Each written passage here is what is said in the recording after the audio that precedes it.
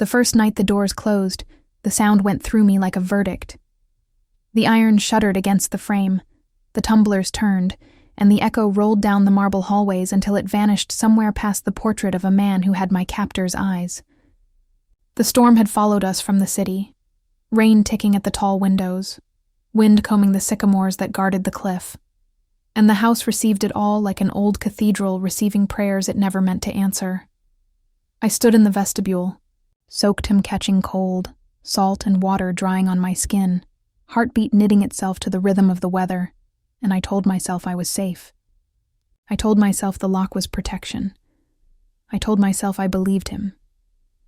He had said the world beyond these walls would try to make an example of me. He had said names like warnings and places like traps. He had said that the sky in this part of the coast had room enough for silence to heal even a stubborn soul. He had not said what it would cost to keep me here, or how quickly a sanctuary can grow teeth. The house smelled of old wood and lemon oil, and a memory of smoke I could not place. Lamps burned low, amber pooling on the floors, making the rain look like 1,000 smaller storms pressed softly to the glass. I took off my shoes and left them side by side at the threshold the way I had done all my life, as if neatness could convince a space to welcome me, as if manners could make a mansion into a home. The rug sighed under my bare feet. Somewhere, a clock counted its patient belief in time. I thought of the way the road had twisted up from the sea, switchback after switchback, and how the headlights had found sudden animals on the verge and startled them back into the blackness. I thought of the men in the second car, the silent ones, built like promises, and the way they had looked past me when he opened my door, like they had practiced not seeing fragile things. I thought of his hand at the small of my back, guiding, careful, as if he were afraid I would bolt, and he did not want to bruise me by holding on too hard. The first night I slept in a bed big enough to lose a person in. The linen felt like cold water. The rain modulated into a hush that let my thoughts begin their parade. I could hear the sea below the cliff, working on the stone with the patience of grief. Somewhere in the house, a door opened and closed and opened again, the way restlessness moves through a man who has trained himself not to pace. He did not come to my room. I did not expect him to, but expectation means little to a heart with too much night to fill, and mine refused to learn quickly. I had not always belonged to storms. There was a season, no longer than a song, but bright, enough to live in forever. When my hands smelled of coffee and sugar and the morning air, when my world was the width of a café counter and a sidewalk where people rehearsed their lives. I knew my regulars by the shape of their shoulders in the door's frosted glass. I knew who added cinnamon when they were trying to feel brave, who stopped asking for chocolate when they wanted to pretend they had quit being lonely. I knew the city by its breathing. Rush, stall, blossom, break. It was easy, then, to believe that danger was an address on the other side of town, and that love, if it visited, would leave a note and a flower, not a convoy. He had come the way winter comes to temperate places, announced by a slightly colder light, a shadow that means nothing until it means everything. He did not wear his power. It wore him, like a coat that fit too well. I remember the first time he set coins down and asked for something simple, black, no sugar, and watched the way steam rose from the paper lid as if it were listening for a secret. I remember his eyes, not because they were beautiful or unusual, but because they held the kind of quiet people learn only after they have exhausted every other kind of noise. The city, seeing him, arranged itself around him. My heart, seeing him, took inventory of exits and stayed where it was. We spoke without negotiating the truth. He told me once that people confuse danger with certainty, that most men who look like him only pretend they know what will happen next. He told me nothing about who he was, and the absence said more than confession would have. It felt like standing at the mouth of a tunnel and tasting iron in the air and deciding to trust the wind. The morning he asked my name, he said it twice as if testing its strength. The afternoon he learned where I lived.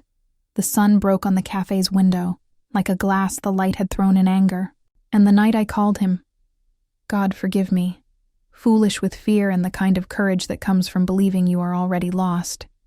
I did it because I had nowhere else to place the weight I carried. That night, the city unfolded its cruelty with professional grace. Men came to the café after close. The bell announced them as if they were customers, and everything in the room forgot its purpose. They spoke with the ease of men who have been taught not to be surprised by themselves. They asked me about a name I did not know, and when I did not know it convincingly enough, one of them put his hand on the counter and leaned in, and I learned the smell of a man who would hit someone he had never met. It is astonishing how quickly faith can abandon you and still leave your body standing. The air changed weight. The clock pretended to continue. The street kept its cars. I told them nothing because I had nothing. For this sin, they promised to come back. I called him after I swept glass from the floor and reseated chairs at tables like pilgrims returned to pews after the war. I stood in the alley behind the café, where the smell of damp cardboard and overripe fruit made my throat taste like endings, and I pressed a number I had not stored but had never lost. He answered on the first ring. The world squared itself like a sailor catching a handhold when the ship tips. I did not ask for help. I handed him my fear without choosing a gift wrap. He listened. He said, "Come out front." He said, "Don't lock the door." He said I would see lights before I heard them, and he was right. If this is the moment where some kindness should have been enough to change a life, I understand. But kindness was not the language the city spoke that night, and salvation seldom arrives rehearsed. He took me to the water, first. He said the sea knows how to take what it is given and make it unrecognizable, and that this was a prayer older than any we had words for. He stood beside me and let me be more frightened than polite.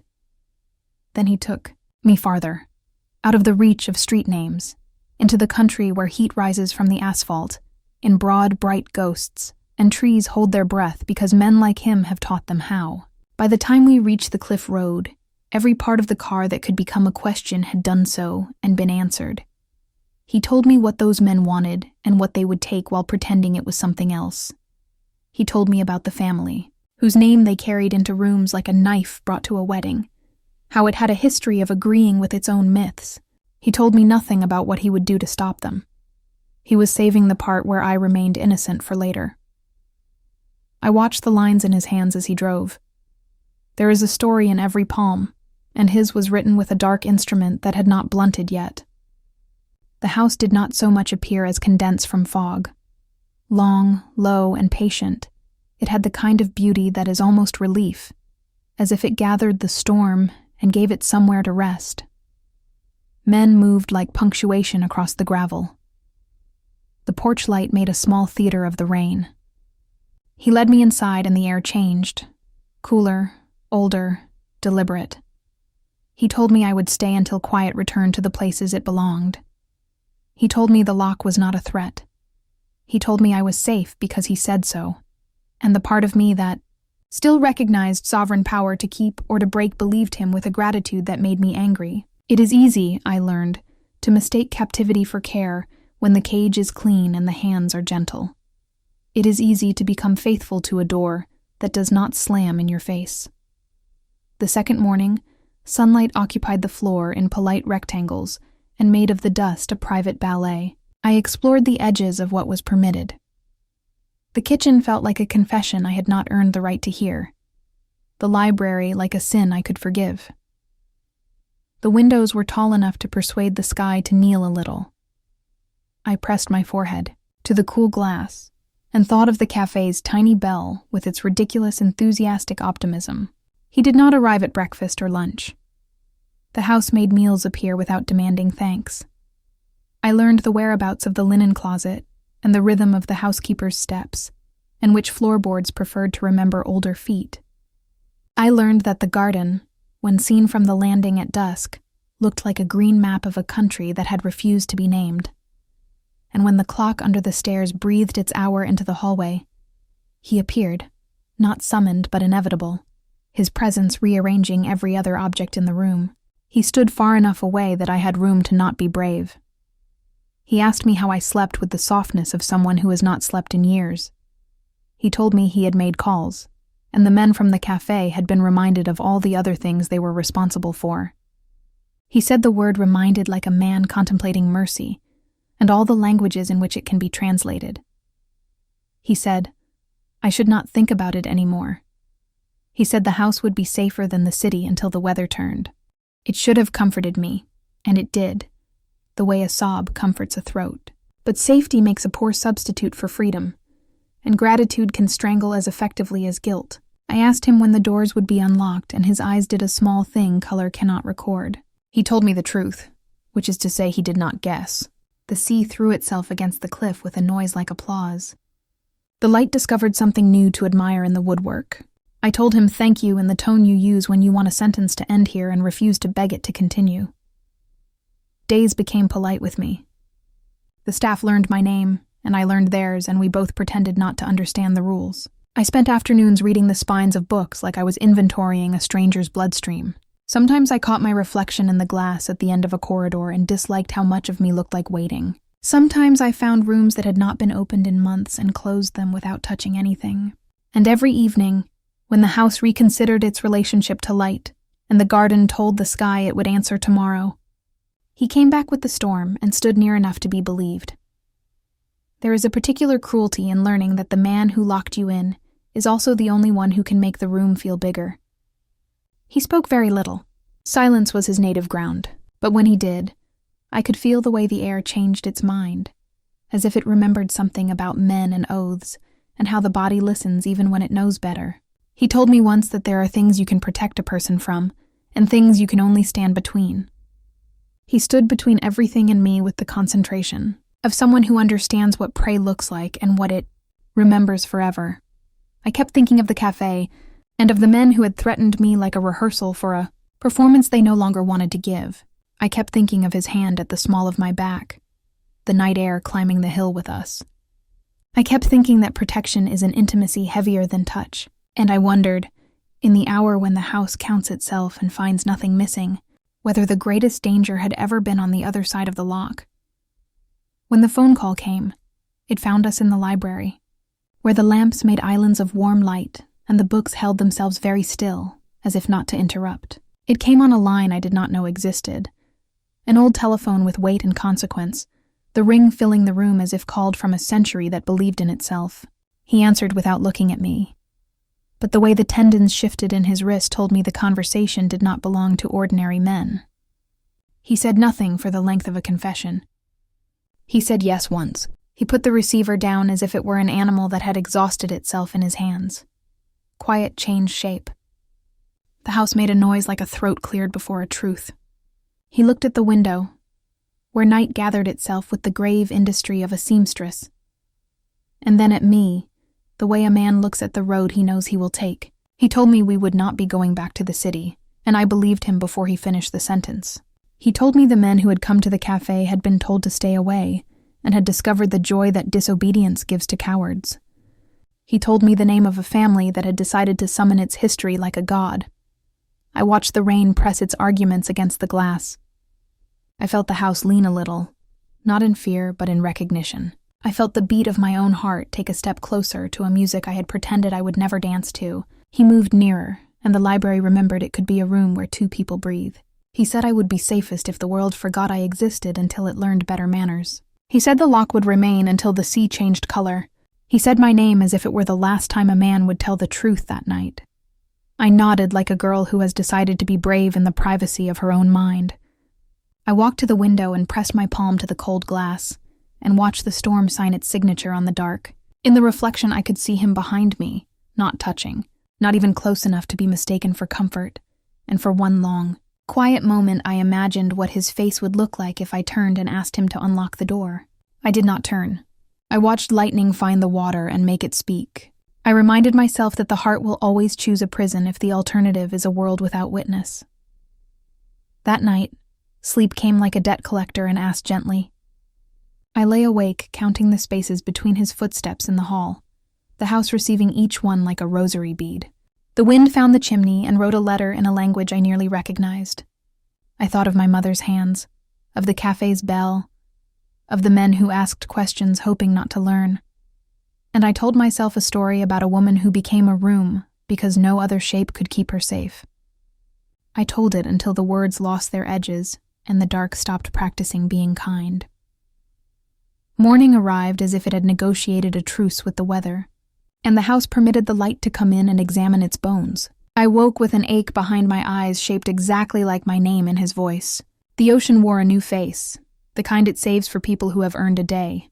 I rose and the floor accepted my feet as if they were not the first act of betrayal they had seen. In the mirror, I looked like a woman who had joined the choir of the house. I found the conservatory by accident, the way you find the truth about a person when you are looking for a chair. Glass roof, wild green, the smell of soil that had learned to keep a secret. I stood among the leaves and the white, dumbfounded faces of lilies, and felt an old part of me step forward and take attendance.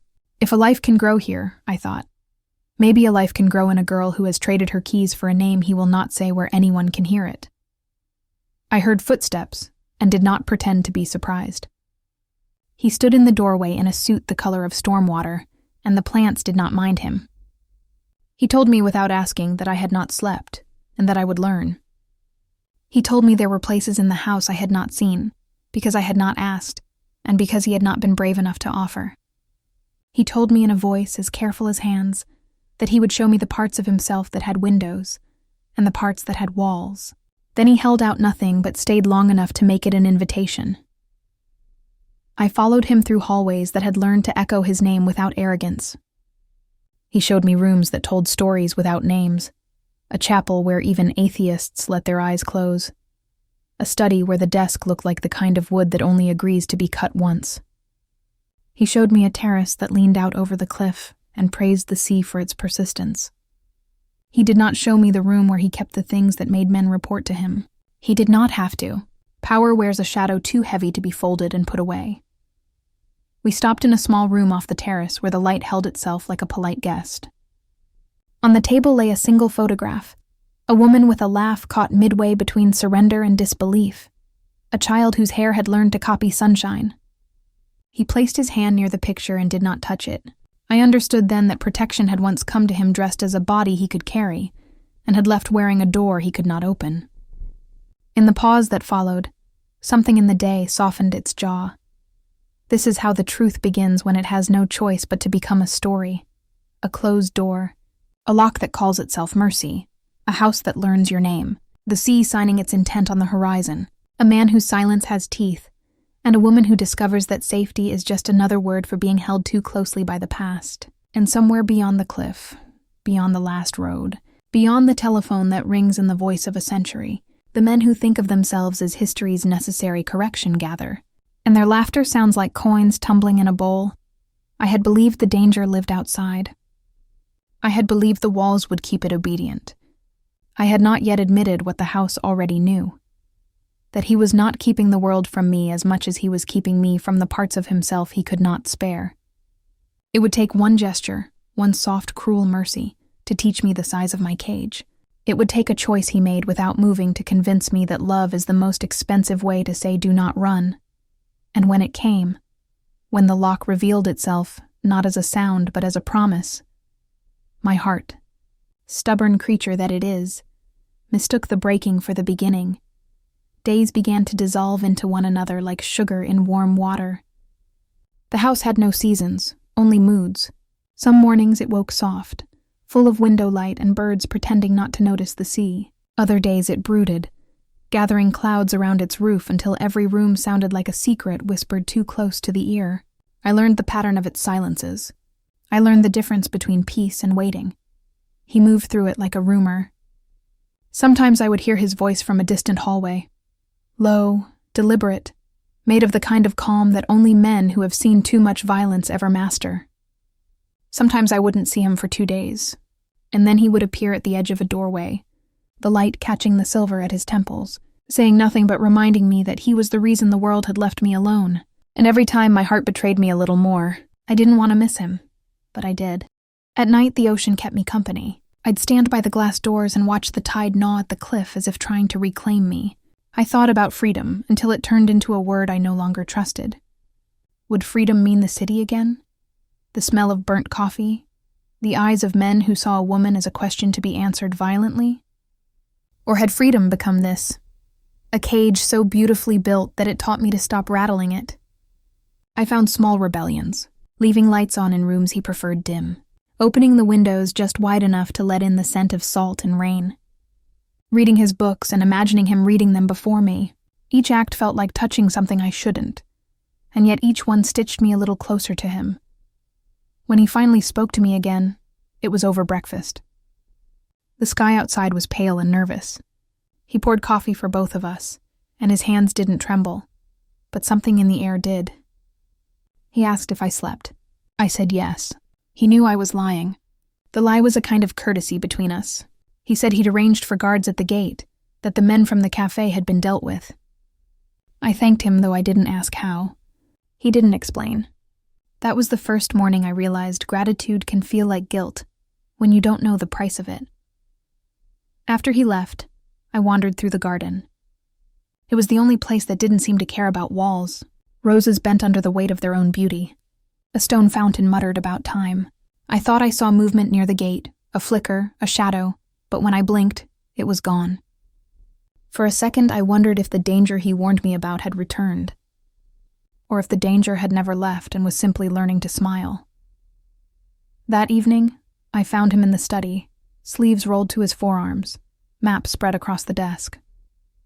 The light cut him into two halves, one of command, one of exhaustion. He looked up, and for the first time there was no mask. He said my name, just that. It was enough to make the room forget what air was. No one had said my name like that before, as though it was a confession. He told me I was safe, but that safety required silence. That the men he'd angered would use me to reach him. That every call, every letter, every footprint could draw blood. He said he locked the doors because he knew what men were capable of when they wanted to prove power, and then, quietly, he added, especially men like me. It wasn't a warning. It was a wound speaking. I didn't answer. The truth stood between us like a third presence, uninvited, necessary.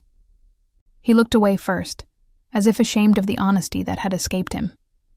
And I realized I wasn't afraid of him anymore. I was afraid of what my heart was beginning to forgive. That night, the mansion dreamed for both of us. I woke to thunder and the faint sound of footsteps outside my door. They paused as though listening, then retreated. I should have been relieved. Instead, I lay there wishing they'd stayed. The morning began too quietly. Even the sea hesitated. The house, always listening, seemed to hold its breath. I felt it before I understood it. The subtle wrongness of air that already knows something is about to happen. He had left before dawn. The note on the table said only, "Don't open the gate. Don't answer the phone." The handwriting looked like a map drawn by a man who no longer trusted destinations. By midday, clouds marched in from the horizon. The staff moved faster, their eyes avoiding mine. Through the windows, I caught shadows where no trees grew, black cars parked beyond the fog line of the road.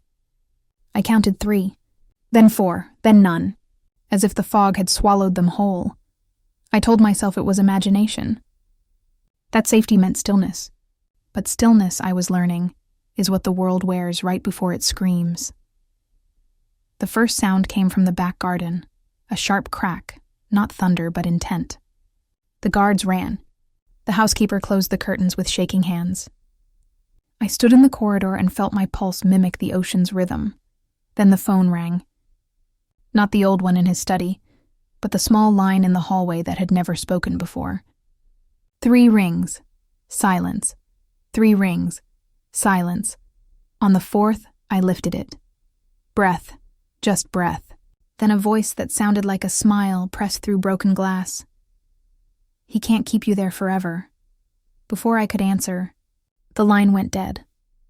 When he returned that evening, rain dripped from his collar like melted metal. His face carried the day's violence in smudges no water could wash away. He looked at me and stopped as though he'd forgotten which part of the world he'd left me in. "They found us," he said.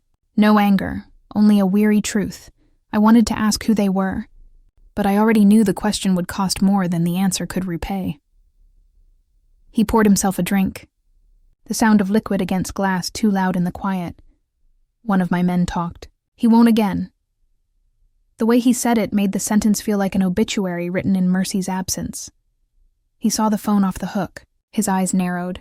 Did anyone call? I lied. No. He watched me long enough for the lie to sweat.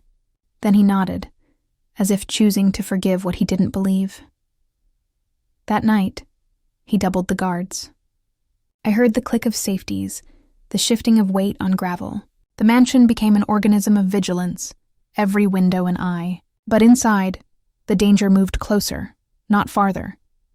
He began to sleep in the room across the hall, not for romance but for readiness. The wall between us became the only border he could trust.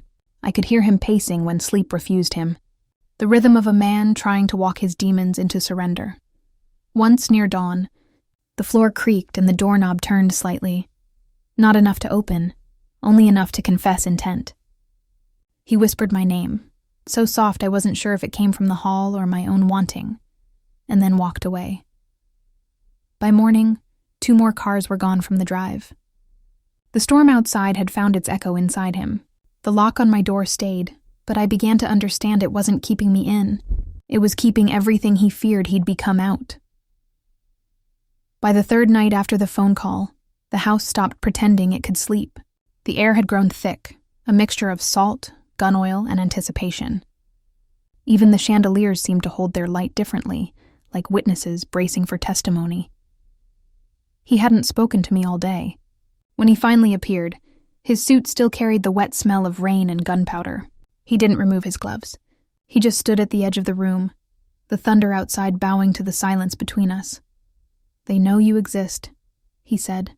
His voice was low, even, but underneath it was the tremor of a man standing on the edge of a grave he dug himself. I waited for the rest. It came slowly, like a confession bleeding through an old wound. The men who came to the café, they weren't looking for you, they were looking for me. He stepped closer. "I used you, without meaning to. They followed you because you looked at me too long in a place where no one should look at me twice."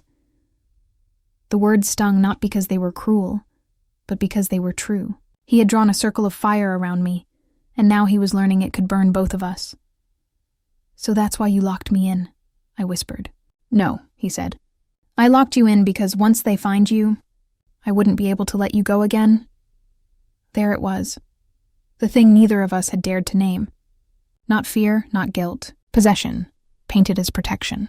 Love, warped by the violence it grew inside. He pulled the gloves from his hands and dropped them onto the table. His knuckles were split. There were stories written in blood that he didn't try to hide. "How many?" I asked. "Enough," he said. He poured a drink, but didn't touch it. "You think I'm keeping you safe. But every door I lock is another way of proving I'm exactly what they say I am." I didn't answer, because I could see it now. The ruin behind his calm, the price of every mercy he had ever tried to buy. He wasn't afraid of his enemies finding me. He was afraid of me seeing who he became, fighting them. He moved toward the window, the lightning drawing scars across his reflection. "Before tonight, they'll come again," he said. "If they touch this house, then what?" I asked. He turned, and the look in his eyes made the storm hesitate. "Then I stopped pretending I'm a man." The words should have frightened me. Instead, they broke something open inside me, a door I'd been guarding longer than I knew.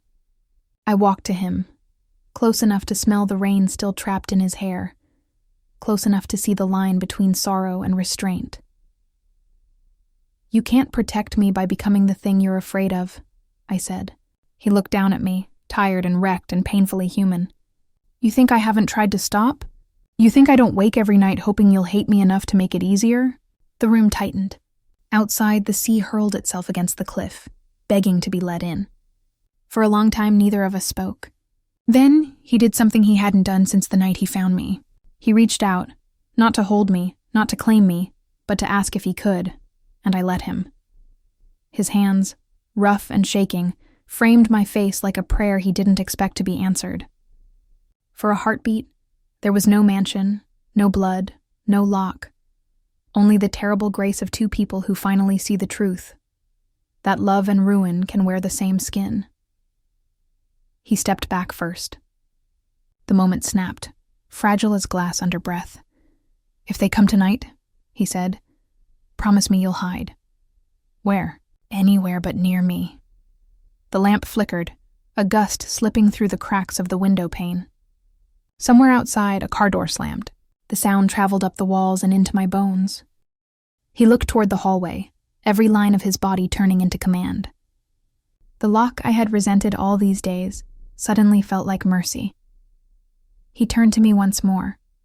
"Whatever happens," he said, "remember, I meant to keep you safe." Then he left the room. And the storm came in. The storm didn't wait for permission. It broke the night open like a confession shouted too late. Thunder rolled across the sea and hit the cliffs so hard the windows shivered. Below it all came another rhythm, sharp, metallic, human. Gunfire. The house woke violently. Shouts rose in languages that didn't believe in mercy. Boots pounded across the marble floor. Somewhere glass surrendered to the sound of fear. I ran to the window, and through the rain's chaos I saw black cars crawling up the drive, lights cutting through fog like knives that had decided they wanted blood again. He was already outside. No coat, no hesitation. Just the man the world had tried to make out of him. Precise, unyielding, furious. Every command that left his mouth bent the night into obedience. I'd seen men act with power before. This was something else. This was power remembering its purpose. I should have hidden like he told me to. But love makes terrible listeners. I ran down the hall, bare feet slapping cold stone, the air thick with cordite and electricity. When I reached the foyer, 2 of his men were dragging a wounded guard inside. The color of his blood looked wrong under chandelier light. One of them shouted for me to stay back, but I couldn't. The sound outside, the war of it, was calling something in me I didn't know I owned. I found him near the steps, firing once, twice, then silence. When he turned, rain streaked down his face like the sky had chosen him for target practice. He saw me and his expression fractured. "I told you to stay inside," he said. I said nothing, because behind him, I saw movement. A figure stepped out of the dark. One of the men from the café, the one who had leaned over the counter like he already owned the world. He raised a gun. The muzzle flash bloomed like lightning between us. He moved before I did. Always faster, always first. The shot found him just below the ribs. He didn't fall right away. Pride held him upright for a few stubborn heartbeats. Then the ground claimed him. I don't remember screaming, but I remember the taste of it. I dropped beside him, my hands pressing uselessly against the wound. Warmth spread through my fingers, betrayal in liquid form. His eyes searched for mine, not for pain but for permission. "It's over," I said. "No," he whispered. "Now it begins." He pushed the gun into my hand, heavy, foreign, final. "If they come closer," he breathed, "don't aim for mercy." I shook my head. "I can't." His mouth shaped a ghost of a smile. "That's why I can love you." The next few minutes blurred into noise and light. His men drove the intruders back toward the road. Sirens wailed somewhere distant, police, late as always. When quiet finally arrived, it didn't feel like peace. It felt like exhaustion pretending to be grace. I pressed my forehead to his and whispered his name, the one he'd never told me not to use. He didn't answer. His breathing came thin, stitched to the rhythm of the storm outside. "Stay with me," I begged. "Always," he said, though the word sounded like it belonged to someone already leaving. By the time dawn began to pull itself over the sea, the house was a ruin of silence and smoke. The guards cleared the driveway. The cars were gone. Only the salt remained. He lay on the couch, bandaged, pale, the world reduced to the shallow rise and fall of his chest. I sat beside him, the gun still on the floor, and realized I had finally learned the truth about protection. It isn't walls. It isn't locks. It's what you're willing to lose when the world comes for what you love. He opened his eyes once more and looked at me, the faintest hint of defiance surviving the pain. "Now you know," he said. "Know what?" "Why I locked the door." The morning came like an apology. Soft, gray, almost gentle, as if the sky itself regretted everything it had done the night before. The sea below the cliff had quieted. It sighed now instead of roared. The mansion, too, had fallen into a strange stillness, a kind of exhausted grace. Every echo had softened into prayer. He was alive. Barely, but alive. The doctor he trusted had come before sunrise, silent and loyal, the kind of man who knew how to keep sins between stitches. He said the bullet missed the heart by less than an inch. I stood in the doorway as they worked, my body there but my soul floating somewhere above it, watching a scene I couldn't bear to interrupt. When it was done, they left him pale and sleeping, wrapped in white sheets that made him look both holy and condemned. The doctor pressed a hand to my shoulder. "He'll live," he said quietly, "but he shouldn't." I didn't ask what that meant. Some truths don't need to be translated. Hours passed like memories, slow, incomplete, mercifully blurred. I found myself wandering through the ruins of the house, fingers brushing over bullet holes in the wood, the broken chandelier, the scent of gunpowder that still clung to the curtains. Each wound in the walls felt like a confession the house was too proud to hide. In the study, I saw the blood stain on the floor where he had fallen. Someone had tried to clean it, but you can't wash away what the heart insists on remembering. I sat there until the light shifted, until the shadow of the window bars stretched across my lap like prison stripes. When he woke, it was night again. The lamp beside his bed painted him in gold and grief. He looked at me with a kind of quiet he'd never used before. Not command, not guilt, just gratitude. "You should have run," he said. "And leave you here? That was the plan. You should have told me. Would you have listened?" We both knew the answer. I sat beside him, my hand hovering just above his. He smiled faintly, painfully. "You're safe now," he murmured. "You keep saying that," I whispered. "But I don't think either of us is." He didn't argue. Outside, the seaside again, patient and eternal. For a moment it sounded like forgiveness. He closed his eyes, and I thought he'd fallen asleep, until he spoke again, voice barely a breath. "If I don't wake up?" "Don't," I interrupted. "If I don't," he repeated. "Promise me you'll leave this house. Go back to the city. Live like I never found you." I shook my head. "You did find me. That can't be undone." He didn't smile, but something in his face softened. The kind of peace that doesn't mean surrender, just acceptance. He drifted back into sleep, and I stayed until the lamp burned low. When dawn came again, I walked to the window. The ocean was still, as if nothing had ever happened. The gates below stood open. A breeze carried the faint scent of roses from the garden, blooming again after the storm. I stepped out onto the terrace, the wind tugging at my hair, and for the first time since the café, I felt the weight of freedom. It didn't feel light, it felt honest. Somewhere behind me, a door opened. Footsteps. Slow, careful, familiar. I turned, and there he was, pale but standing, the ghost of strength returning to his frame. He didn't speak. He just looked at me, like a man trying to memorize the thing he almost lost. I thought he'd reach for me. He didn't. He only said, "The war isn't over. If they find out you're still here, then let them come," I said. "I'm tired of hiding." For the first time, he laughed, not with joy, but with disbelief, as if he couldn't decide whether I was brave or just foolish enough to belong to him. The sky brightened, and the sea began to shimmer again, pretending it hadn't watched us bleed. We stood there, two ghosts made of secrets, waiting for a peace that might never last. He looked at me one last time, and there was a promise in his eyes I didn't dare believe. A promise that the next war would not be fought alone. The house has learned silence again. The halls breathe softly, the doors no longer argue with the wind. When I walk past the window where the storm first found me, I can still hear the echo of that lock. The sound that used to mean prison, and now means memory.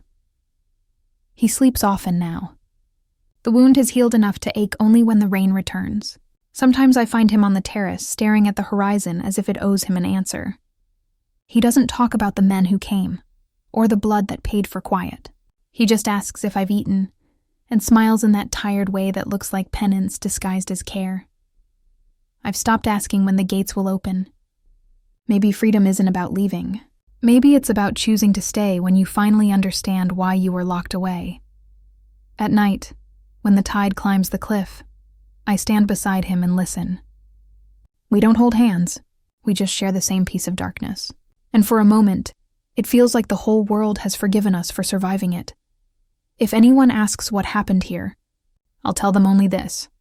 A man built walls to protect what he loved, and a woman learned how to live inside them without losing herself. Because sometimes, protection isn't about keeping the world out. It's about finding someone who'll stand between you and your own fear, even if it costs him everything. Sometimes love is the lock. Sometimes it's the key.